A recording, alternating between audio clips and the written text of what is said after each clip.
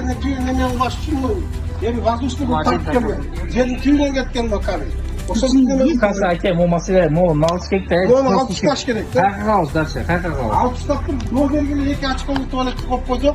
Мен Симон келді. Столбач кім ғой? Столбач. Мына.